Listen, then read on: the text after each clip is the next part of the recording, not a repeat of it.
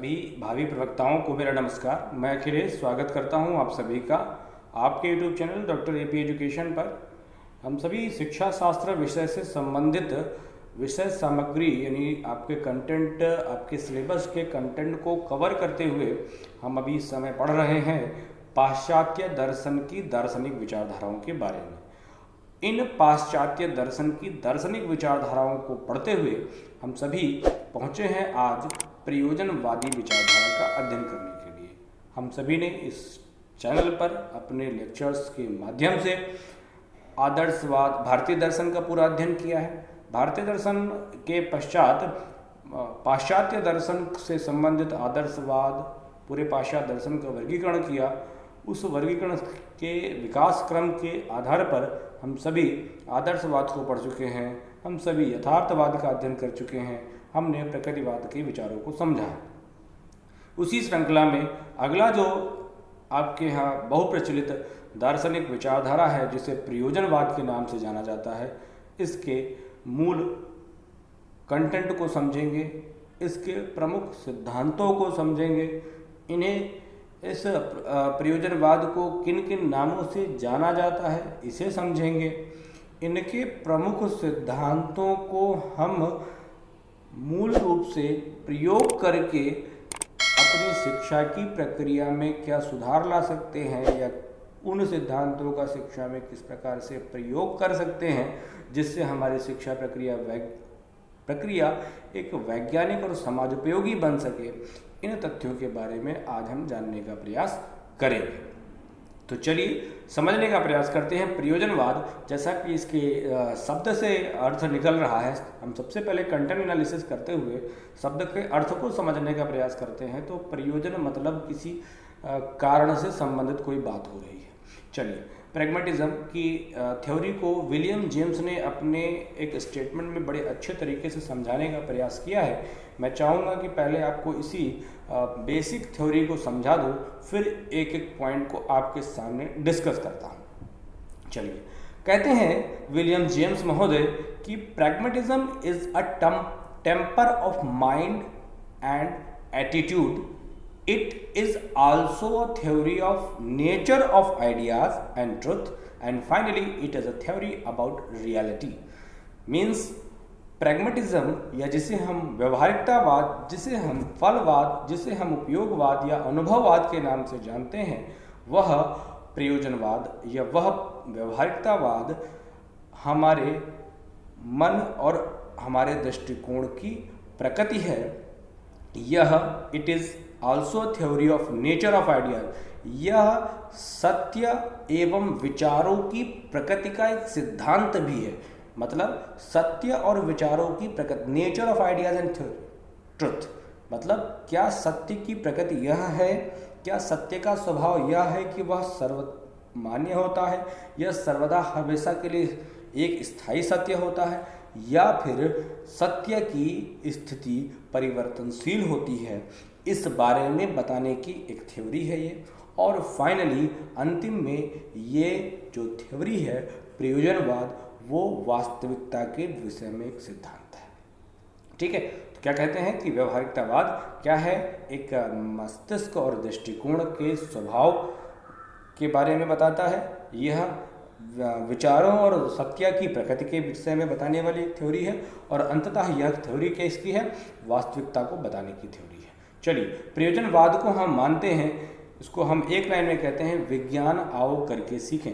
जब हमने पाश्चात्य दर्शनों के विकास क्रम को पढ़ा था, तो सबसे पहले विकास क्रम मैं शब्द इसलिए प्रयोग कर रहा हूँ क्योंकि आप कंफ्यूज ना हो।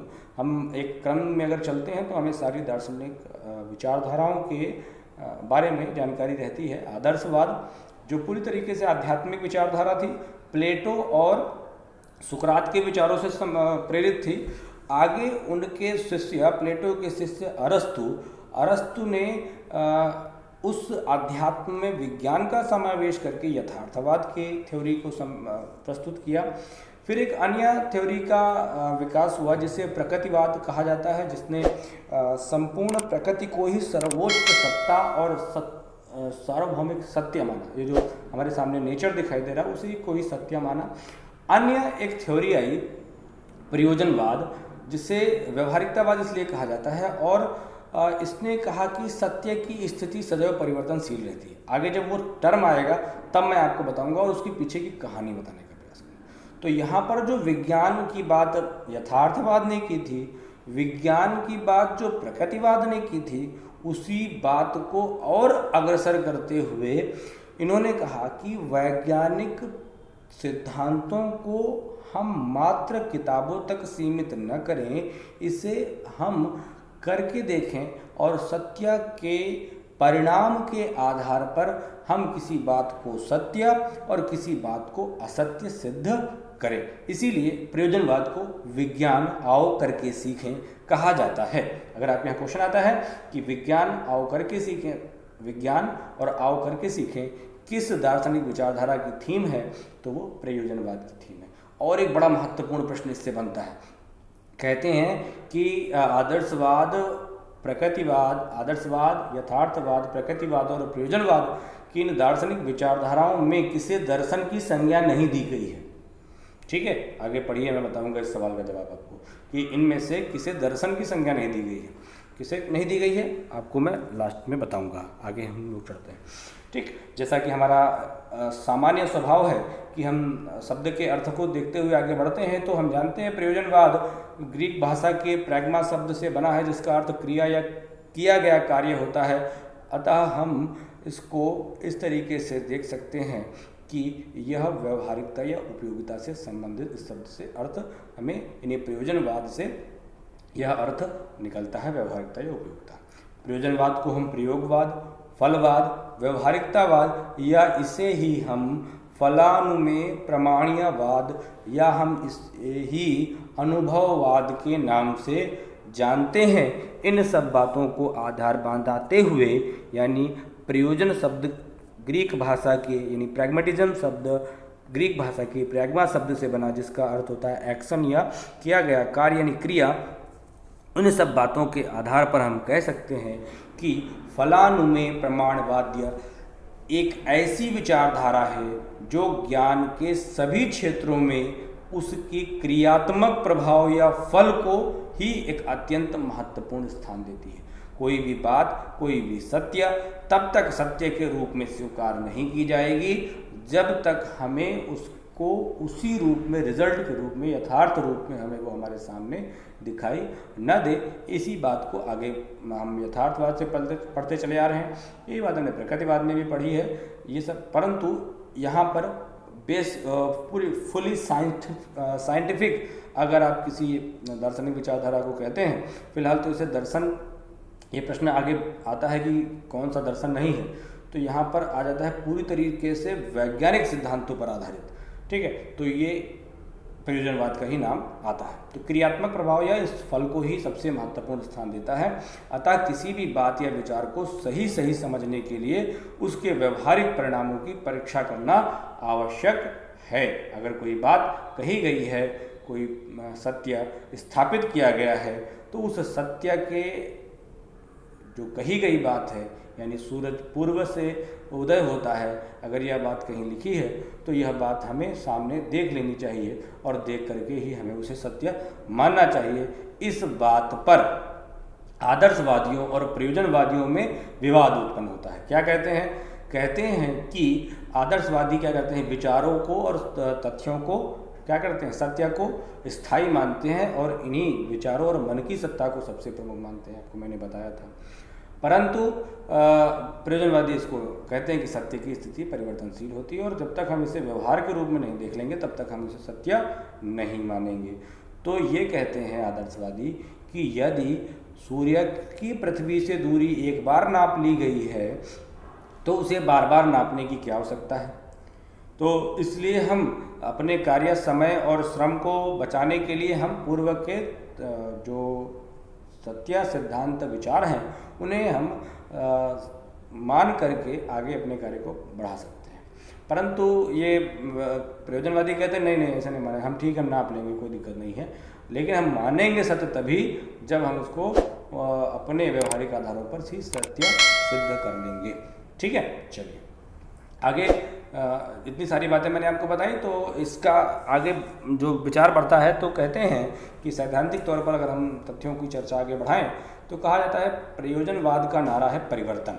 अर्थात परिवर्तन किस चीज़ का, कि कोई भी सत्य स्थायी न होकर सदैव परिवर्तन की अवस्था में, सत्य सदैव परिवर्तन की स्थिति में रहते हैं।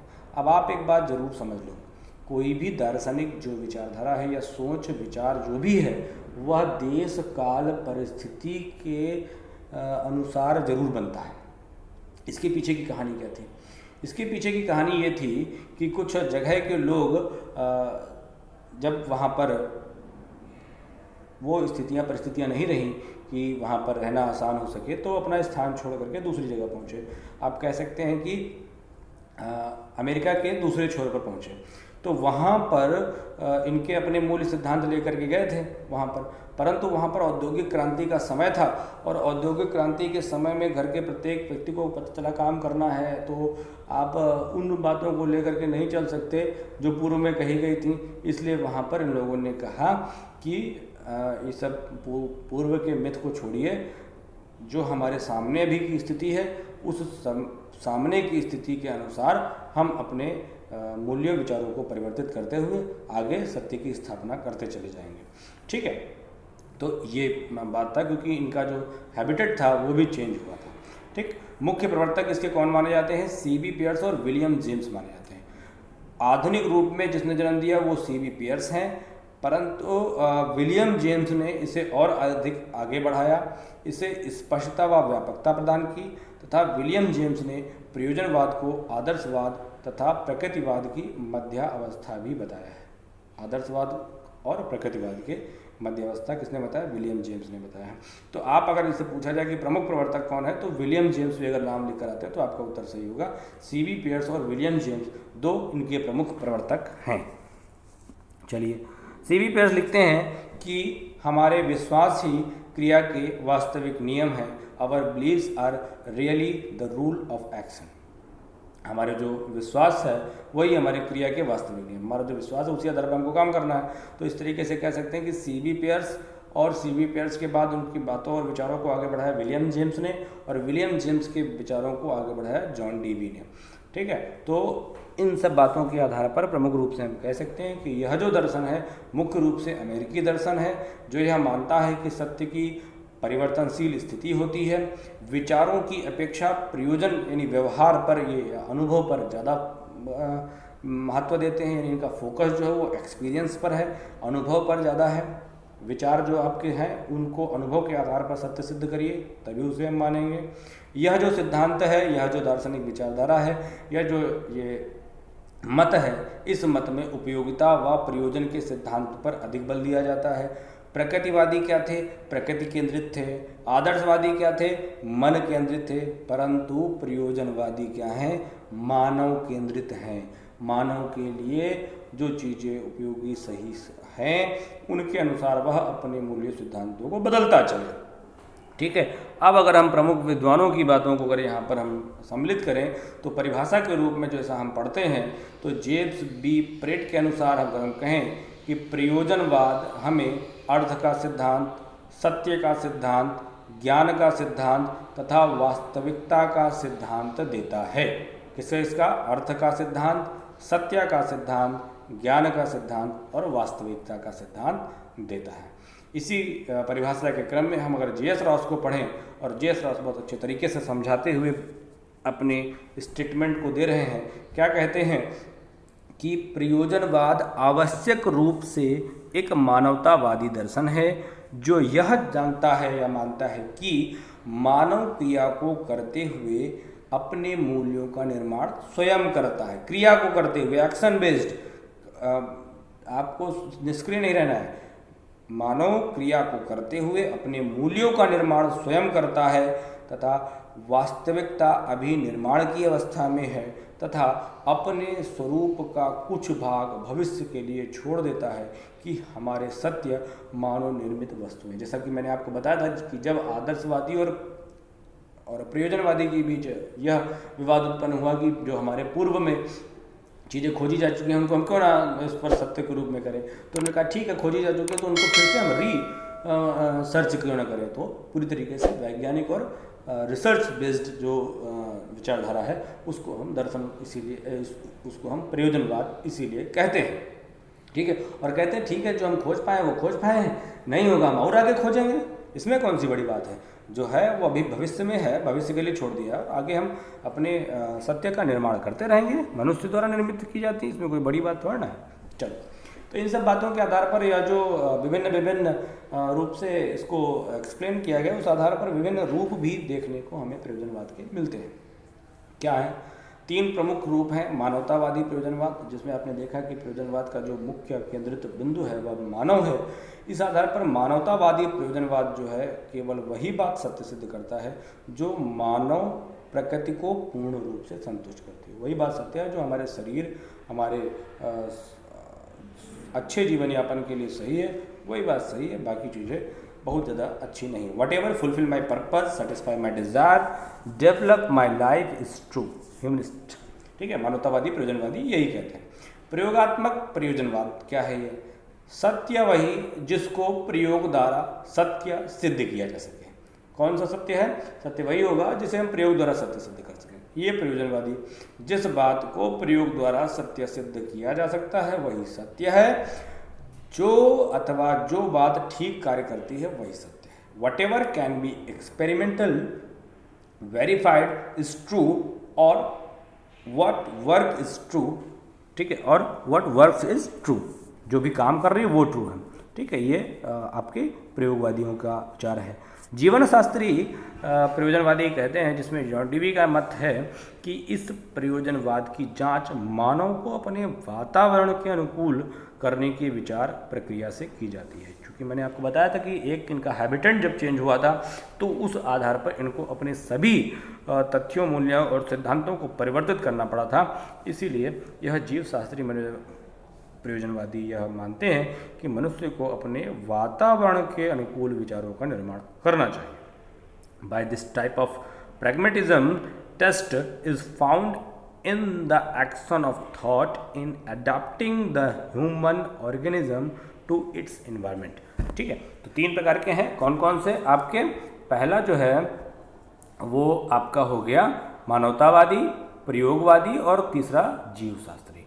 अब हम सभी ने इसके शब्द के अर्थ को समझा, इसकी परिभाषा समझी, इसके मूल सिद्धांत, इसकी प्रमुख विशेषताएं समझी और इसके रूप देखने के साथ साथ प्रयोजनवाद के प्रमुख सिद्धांत क्या हैं जिनसे आपके यहाँ प्रश्न पूछा जाता है। पहला प्रमुख सिद्धांत है सत्य की कैसी स्थिति है।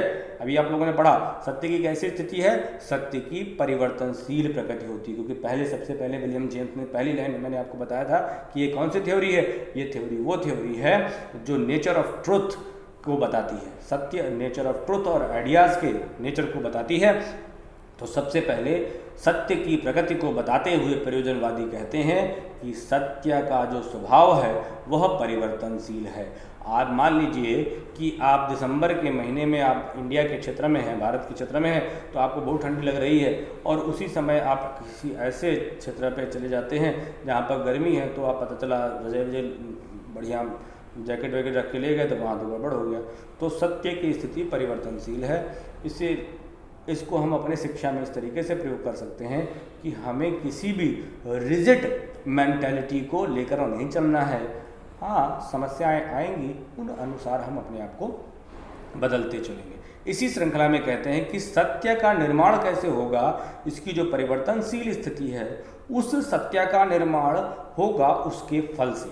जो भी बात कही गई है उस बात को हम प्रयोग करेंगे और प्रयोग के आधार पर उसका जो रिजल्ट आएगा उस बात पर हम उसे सत्य मान लेंगे या फिर उसे हम असत्य कह देंगे। Truth is formed by it's result. ठीक है, अच्छी बात। आगे बढ़ते हैं। समस्याएं। अब आपने कहा क्या है कि सत्य की स्थिति परिवर्तनशील है और उस परिवर्तनशील स्थिति को जानने के लिए आपको सत्य की खोज के लिए आगे बढ़ना पड़ेगा और उसके रिजल्ट के आधार पर उसको आप सत्य असत्य कहेंगे।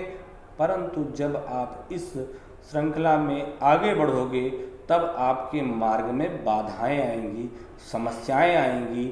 उन समस्याओं और बाधाओं से आपको डरना नहीं है, घबराना नहीं है, बल्कि उन समस्याओं और बाधाओं को प्रेरणा के रूप में लेना है। क्यों?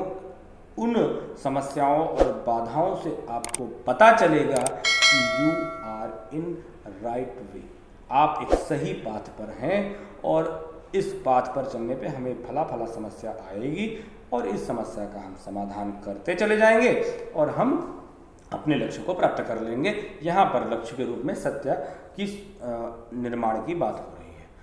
दूसरा बात, अगला सिद्धांत कहा गया व्यवहारिक जीवन से संबंध रखना उचित। जब हम सत्य के निर्माण की स्थिति में हैं तो यहाँ पर प्रयोजनवादी कहते हैं कि जो बातें मनुष्य को सुख देने वाली हैं उसी को सत्य माना जाना चाहिए और इसीलिए वो व्यवहारिक जीवन को ही ज़्यादा उचित रूप से निर्मित करने की बात कहते हैं। उपयोगिता के सिद्धांत पर बल दिया गया है, जानते ही हैं।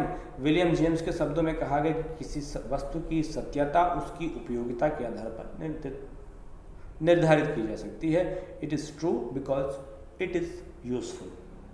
ये ठीक है, बिल्कुल सही बात है कि ठंडी में हमें स्वेटर पहनना है, जैकेट पहननी है, ये बिल्कुल सत्य बात है क्योंकि ये हमारे लिए इसका हमने उपयोग किया और उपयोग करने के बाद हमें इसको ये सही लगा। अब मई के महीने में हम जैकेट पहन लें तो ये सत्य बात नहीं है, ठीक है, इसकी कोई उपयोगिता नहीं है तो उसको हम अपने बक्से में बंद करके रख देते हैं। गर्म कपड़े मतलब जो हल्के कपड़े हैं उनको निकालते हैं, ठीक है, और ठंडी में हम गर्म कपड़े पहनते हैं। तो सत्य क्या है कि it is true because it is useful. ठीक है, चलिए आगे की विचारधारा, आगे का सिद्धांत प्रयोजनवाद का कहता है कि सामाजिक परंपराओं और प्रथाओं का विरोध। जाहिर सी बात है, जब सत्य की यह किसी पूर्व मान्यता और स्वीकार सत्य तथ्य सिद्धांतों को जब ये मान नहीं रहे हैं तो ये सामाजिक परंपराओं और प्रथाओं को भी बहुत नहीं मानेंगे क्योंकि ये तो स्थापित सत्य हैं, ठीक है, स्थापित सत्यों को ये नहीं मानते और ये कहते हैं कि स्वतंत्रता पूर्वक हमें नवीन आदर्शों और मूल्यों का अन्वेषण करना चाहिए और इसी आधार पर इनकी आलोचना भी हो जाती है। ठीक है कि हर बात पर आप अगर किसी पूर्व की बात को मानेंगे नहीं तो फिर अराजकता की स्थिति आ सकती है। अब ये कहते हैं कि हम जो भी करेंगे वो अपने द्वारा निर्मित करेंगे, इसलिए ये कहते हैं कि वास्तविकता जो है वो अभी निर्माण की अवस्था में है। हम जितना जान पाए हैं, हम चंद्रमा पर जाने का हमने प्रयास किया, हमारा यान सफल हो गया, लेकिन हम मानेंगे नहीं, हम जाएंगे, हम उसको निर्मित करेंगे। विलियम जेम्स कहते हैं कि प्रकृतिवाद के लिए वास्तविकता पूर्ण निर्मित वस्तु है, पूर्ण निर्मित है, प्रकृति ही सत्य है तथा आदिकाल से ही पूर्ण है। किंतु प्रयोजनवादी कहते हैं कि वास्तविकता अभी निर्माण की अवस्था में है और अपने स्वरूप का कुछ भाग भविष्य के लिए छोड़ देती है। हम जितना जान पाते हैं आज जान पाए हैं, आगे और हमारा नया जो युग आएगा, नई हमारी पीढ़ी आएगी, वो इस विषय पर और अधिक अनुसंधान करके इस विषय को और खोजेगी। अगले सिद्धांत के रूप में बहुतत्ववाद में विश्वास करता है। इस विचारधारा के अनुसार सत्य की कसौटी अनुभव है, जो विचार तथा आदर्श अनुभव रूपी कसौटी पर सिद्ध होगा वही सत्य है। अर्थात सत्य एक पूर्ण निश्चित नहीं बल्कि अनेक है। सत्य एक नहीं है, क्या है, अनेक हैं, कई बातें हो सकती हैं। लचीलेपन में विश्वास, जाहिर सी बात है, जब आप रिजल्ट नहीं है तो आपको फ्लेक्सिबल होना पड़ेगा और फ्लेक्सिबल होकर के परिस्थिति अनुसार आपको निर्णय लेने की योग्यता आप में आ जाएगी।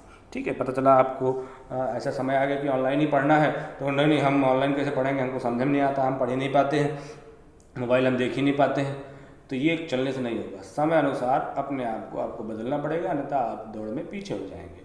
मनुष्य परिकल्पना का प्रयोग करके ज्ञान के समीप पहुंच सकता है। आगे लाइन पर और इन्होंने कहा कि अनुमान के माध्यम से, हमारे यहाँ सत्य के प्रमाण के रूप में प्रत्यक्ष अनुमान और शब्द को माना गया था भारतीय दर्शन में ज्ञान के प्रमाण के रूप में।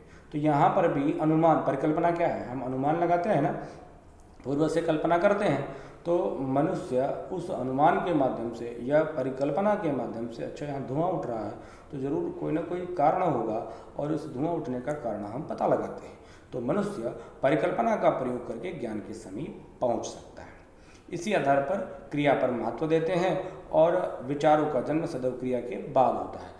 हाँ, बहुत अच्छी बात है ये। यहाँ पर ये जो सिद्धांत है क्रिया का महत्व, यहाँ पर ये तो पूरी पासा पलट रहा है। क्या कहा गया कि शिक्षा जो है वो दर्शन का गत्यात्मक स्वरूप है ना, दर्शन सैद्धांतिक पक्ष है और शिक्षा उसका व्यवहारिक पक्ष है। यहाँ पर ये कह रहे हैं कि विचारों का जन्म सदैव क्रिया के बाद होगा, तो ये कह रहे हैं कि शिक्षा ज़्यादा महत्वपूर्ण, दर्शन बाद में है और दर्शन से ही शिक्षा के अन्य सिद्धांतों का निर्माण किया जा सकता है। मानव की शक्ति का महत्व है यहाँ पर, जो मानव की शक्ति है वह ज़्यादा महत्वपूर्ण मानी जाती है। इस प्रकार से आपने प्रमुख सिद्धांतों को देखा, जहाँ पर सत्य की परिवर्तनशील प्रकृति को स्वीकार किया, उपयोगिता के सिद्धांत पर बल दिया गया और इन सब बातों को माना गया कि हम जितना खोज पाएंगे ठीक है तभी मानेंगे और ऐसे हम नहीं मानने वाले हैं। तो अब इन सब प्रमुख सिद्धांतों को अगर हम अपने शिक्षा के क्षेत्र में प्रयोग करने की और अग्रसर हों तो कहते हैं कि शिक्षा के क्षेत्र में इस विचारधारा को प्रतिपादित करने का श्रेय विलियम जेम्स और जॉन डीवी को है। किसको है? जॉन डीवी को और विलियम जेम्स को, जॉन डीवी को ज़्यादा महत्व है। शिक्षा को उपयोगी तभी बनाया जा सकता है, जी जाहिर सी बात है, यहाँ उपयोगिता के सिद्धांत पर बल दिया जा रहा है। किताब में आपके लिखा है कोई बात और लिखी बात को अगर आप उपयोग नहीं कर पा रहे हैं, आपको सिलाई कढ़ाई के बारे में पढ़ाया लिखाया जा रहा है और वो बातें किताब में लिखें कि इतने मीटर इतना काट पीट कर आप एक शर्ट का निर्माण कर सकते हैं और आप एक कॉपी में लिख कर चले आ रहे हैं, तब से काम नहीं चलेगा जब तक आप शर्ट स्वयं नहीं बना देते। ठीक है, तो शिक्षा को उपयोगी तभी माना जा सकता है जब उसके विभिन्न अंगों का संबंध मानव कल्याण से हो। किताब में लिखा है वही बस वहाँ तक नहीं चलेगा, वो जो लिखी बात है, वह जो लिखा सत्य है, उस लिखे सत्य को हमें कार्य रूप में सामने दिखाना पड़ेगा। ठीक है, और किसी भी शिक्षा प्रणाली को समाज की बदलती हुई परिस्थिति को दृष्टि में रखते हुए सदैव के लिए अंतिम नहीं कहा जा सकता। किसी भी प्रकार की शिक्षा पद्धति आप प्रयोग कर रहे हैं और कहेंगे नहीं नहीं समाज चाहे जैसा आए हम ऐसी ही शिक्षा पद्धति का प्रयोग करेंगे, तो प्रयोजनवादी कहते हैं कि बिल्कुल नहीं, आपको समय अनुसार अपने विचारों और तथ्यों को बदलते रहना चाहिए। अतः शिक्षा प्रगतिशील समाज को ध्यान में रखते हुए, प्रगतिशील समाज, कैसा समाज? प्रगतिशील। जैसे जैसे नए नए इवेंट्स, अब क्या हुआ कि एक समय ऐसा आ गया कि हमें ऑनलाइन पढ़ना ही मजबूरी है, तो आप बैठ जा रहे, ठीक है जब खुलेगा स्कूल देखा जाएगा, कॉलेज खुलेगा देखा जाएगा, अभी ठीक है छोड़ो। और पता चला 4 दिन बाद पेपर की स्कीम आ गई, नहीं खुला कॉलेज, तो मुंह फैलाए बैठे हो। ठीक है, तो प्रगतिशील जैसा समाज में परिवर्तन हो रहा है उस समाज के अब पता चला प्रगति का मतलब, यहाँ पर तो मैंने जो उदाहरण दिया वो कोरोना से संबंधित था, लेकिन यहाँ प्रगतिशील की बात हो रही है, यहाँ पर नए नए आपके आविष्कारों की बात हो रही है। उन नए नए आविष्कारों को आपको अपने प्रक्रिया में सम्मिलित करना होगा, तभी आप अपडेटेड रहेंगे। यानी यह कहता है कि अतः शिक्षा प्रगतिशील समाज को ध्यान में रखते हुए बालक के वास्तविक जीवन के अनुभव, रियल लाइफ एक्सपीरियंस प्रदान करके लचीले, अनुकूलन योग्य व सामाजिक दृष्टि से उसे कुशल बनाने के लायक होनी चाहिए। और बड़ी अच्छी बात आ जाती है आगे, आपका कॉन्सेप्ट क्लियर करने वाली, यह विचारधारा दर्शन, शिक्षा को दर्शन का गत्यात्मक रूप नहीं मानती। मैंने बताया ना आपको, जब क्रिया पर बल आ गई, क्रिया पर ज़्यादा बल हुआ, तो इन्होंने कहा कि शिक्षा दर्शन का गत्यात्मक पक्ष नहीं है, बल्कि दर्शन स्वयं शिक्षा की उपज है। जब तक किसी को कोई कार्य नहीं करके देखेगा तब तक वह सत्य का निर्माण नहीं कर पाएगा, तब तक उसको कोई विचार नहीं बन पाएगा। ठीक है, तो ये कहते हैं क्रिया प्रथम है, विचार बाद में है, इसीलिए दर्शन कहते हैं। क्वेश्चन पूछा जा सकता है कि किस दार्शनिक विचारधारा के अनुसार दर्शन स्वयं शिक्षा की उपज है या दर्शन शिक्षा का गत्यात्मक स्वरूप नहीं है। ठीक है, ये एक मूल विशेषता इसकी हो गई, तो इससे क्वेश्चन इससे बन सकता है। जॉन डीवी के अनुसार दर्शन शिक्षा के प्रयोग तथा व्यवहार से उत्पन्न होता है। दर्शन शिक्षा माने क्या होता है? सीखने सिखाने की प्रक्रिया, it is a process and process takes a time. कोई भी बात आपको सिखाने में समय लगेगा, तो जो दर्शन है वो इस प्रक्रिया में प्रयोग और व्यवहार से उत्पन्न होते हैं, जिसमें जो हमने ज्ञान प्राप्त किया उसके प्रयोग और व्यवहार से उत्पन्न होता है विचार, सत्य। इसलिए उसने शिक्षा सिद्धांत को ही दर्शन की संज्ञा दी। किस मनोवैज्ञानिक ने शिक्षा सिद्धांतों को ही दर्शन की संज्ञा दी रखी है? तो आपका उत्तर होगा जॉन डीवी। यह विचारधारा निगमन विधि द्वारा ज्ञान प्राप्ति पर बल देती है। यह विचारधारा शिक्षा वास्तविक जीवन से संबंधित शिक्षा देने की बात करती है। यह विचारधारा शिक्षा विकास के रूप में समाज की आवश्यकताओं के अनुकूल दी जाने की बात करती है। यह विचारधारा शिक्षा अनुभव के पुनर्निर्माण की प्रक्रिया के रूप में स्वीकार करती है, जिसके जॉन डीवी इनके प्रमुख समर्थक हैं। शिक्षा के क्षेत्र में इस विचारधारा को प्रयोग करने वाले ये कहते हैं कि शिक्षा अनुभव के पुनर्निर्माण की प्रक्रिया है, यानी सीखने सिखाने की जो ये प्रक्रिया है, इस पूरी प्रक्रिया में जो जो हमें बातें बीच बीच में पता चलती रहेंगी, उससे हमारे मिथ, हमारे पूर्व संकल्पनाओं में संशोधन होते हुए हम आगे अपने नवीन अनुभवों का निर्माण कर पाएंगे। ठीक है। आगे कहा गया कि शिक्षा एक सामाजिक प्रक्रिया है, अतः शिक्षा जीवन की सामाजिक निरंतरता है। इसीलिए जॉन डीवी ने शिक्षा को समाज का लघु रूप, विद्यालय को समाज का लघु रूप भी कहा है। ठीक है। और शिक्षा को राज्य की जिम्मेदारी के रूप में स्वीकार किया गया है। अच्छा भाई, अब आगे हम देखें तो ये इसके प्रमुख विचार हो गए प्रयोजनवादी शिक्षा के, और प्रयोजनवादी शिक्षा के प्रमुख उद्देश्य क्या हो सकते हैं। तो हम अगर देखें तो जॉन डीवी के शब्दों में देखें, कहते हैं कि शिक्षा के कोई अपने उद्देश्य नहीं होते, इस प्रक्रिया के अपने कोई उद्देश्य नहीं है, क्योंकि ये पूरी तरीके से मानव केंद्रित है। इसलिए शिक्षा एक सापेक्ष विचार है। किसके सापेक्ष में? मनुष्य के सापेक्ष में। किसके सापेक्ष में? मनुष्यों द्वारा निर्मित समाज के सापेक्ष में। किसके सापेक्ष में? मनुष्यों द्वारा निर्मित समाज की गतिशीलता के सापेक्ष में एक विचार है। शिक्षा के उद्देश्य केवल व्यक्तियों के होते हैं तथा व्यक्ति के उद्देश्य बहुत अधिक भिन्न भिन्न होते हैं। ये विभिन्न बालकों के लिए विभिन्न होते हैं। जो जो बालक विकसित होते जाते हैं त्यों त्यों उद्देश्य बदलते जाते हैं। निर्धारित किए हुए उद्देश्य भलाई की तुलना में बुराई अधिक कर जाते हैं। उनको केवल आने वाले परिणामों को जानने, स्थितियों की देखभाल करने तथा बालक की शक्तियों को मुक्त तथा निर्देशित करने के साधनों को चुनने के रूप में, सुझाव के रूप में स्वीकार किया जाना चाहिए। जो हमारे पूर्व स्थापित उद्देश्य हैं वो सिर्फ और सिर्फ उस रूप में होना चाहिए। हमारी चेकिंग के जब हम कोई मूल्यांकन कर रहे हो तो उस रूप में इसको हम देख सकते हैं। बाकी बहुत ज़्यादा उद्देश्य बनाने की बात नहीं करता। जब ये कोई स्थापित सत्य की बातें नहीं कर रहे हैं तो पूर्व तैयारी या पूर्व उद्देश्य की बात को बहुत ज़्यादा स्वीकार प्रयोजनवादी नहीं करते। प्रयोजनवाद शिक्षा के स्थिर, पूर्व निश्चित, अंतिम एवं सामान्य उद्देश्यों में विश्वास नहीं करते। स्थिर, पूर्व निश्चित, अंतिम या शिक्षा का अंतिम उद्देश्य है ऐसा नहीं हो सकता, या सामान्य उद्देश्यों में विश्वास नहीं करते। अधिक से अधिक विकास तथा नवीन मूल्यों के विकास में ये फोकस करते हैं। ये बात शिक्षा के उद्देश्यों के रूप में स्वीकार की जा सकती है। अगर हम देखें कि प्रयोजनवादी शिक्षा के अनुसार पाठ्यक्रम निर्माण में किन सिद्धांतों का प्रयोग करना चाहिए, तो प्रयोजनवादी शिक्षा के अनुसार जो भी पाठ्यक्रम का निर्माण किया जाए वह उपयोगिता के सिद्धांत पर होना चाहिए। जैसे कि लर्निंग बाय डूइंग का कॉन्सेप्ट है, ठीक है। कार्य द्वारा जो चीज़ें सिखाई जा सकती हैं, बच्चों के इंटरेस्ट बेस्ड कंटेंट को सिलेबस में सम्मिलित करना चाहिए। अनुभव का सिद्धांत, यानी बच्चों को कार्य रूप में चीज़ें सीखी जा सकें उनका, और एकीकरण का सिद्धांत, सभी बातों को वह सम्मिलित रूप से उपयोग कर सके, सभी ज्ञान को वह एक रूप में प्रयोग कर सके। इसलिए देखिए जैसे क्या होता है, कभी लड़ाई होती है तो वहाँ पर आपको मानसिक रूप से और शारीरिक रूप से दोनों तरीके से निर्णय लेने में सक्षम होना पड़ता है। तो वहाँ पर एकीकरण का सिद्धांत आता है, यानी सभी ज्ञान को आपको एक जगह पर एक तरीके से उसमें प्रयोग कर सकें, उस रूप में बात आती है।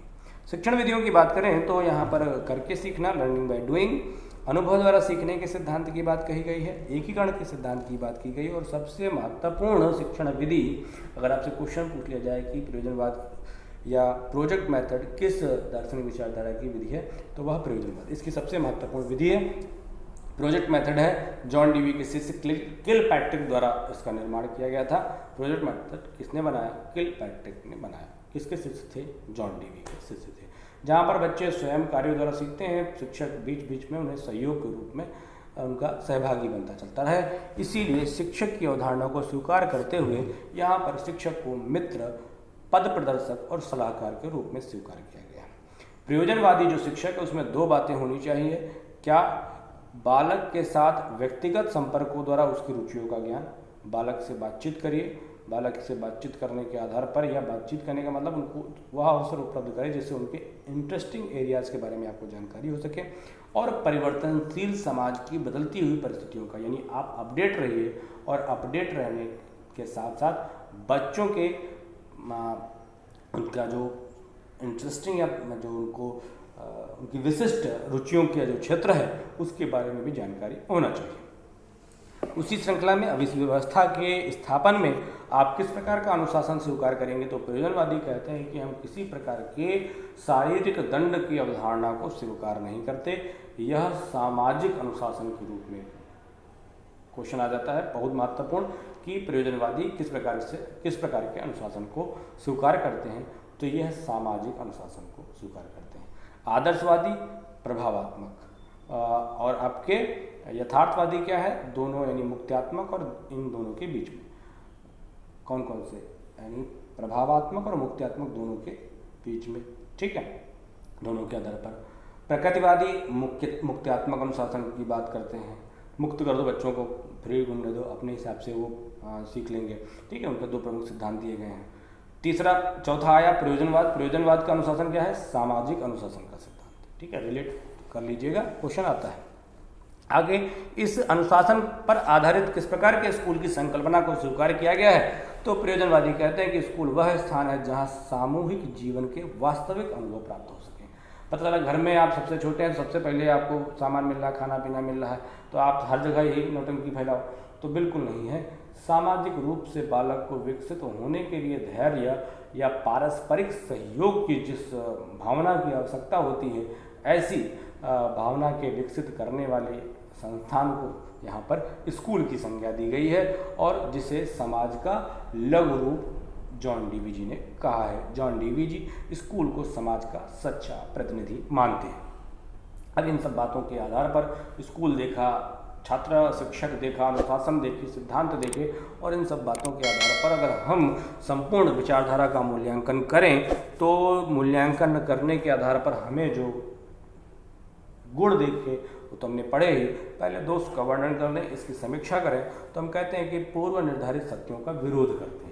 कभी कभी हमें पूर्व निर्धारित सत्यों का हमें मानना पड़ेगा, क्योंकि आप लगातार किसी बात को मानते रहेंगे तो आप एक किस शिखर तक पहुंचेंगे, ठीक है।